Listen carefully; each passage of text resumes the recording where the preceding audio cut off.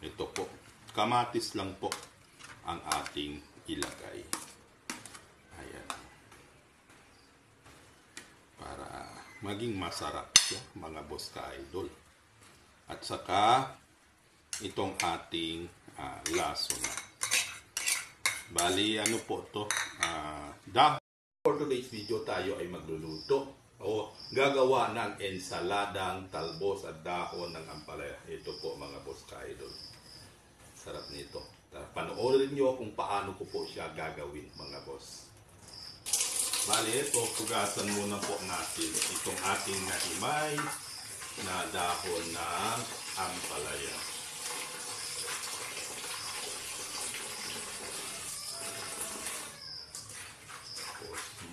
Then ito, isasalang na po natin sa ating kalan, sa ating kawali. Natin at takpan natin. Then maghantay lang po tayo ng ilang minuto, 1 o 2 minuto bago po natin siya bubuksan at hahanguin. Ito, bubuksan na po natin dahil lanta na po itong ating dahon ng ampalaya.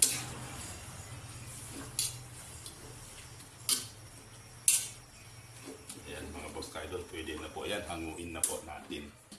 Ito. Hanguin po natin.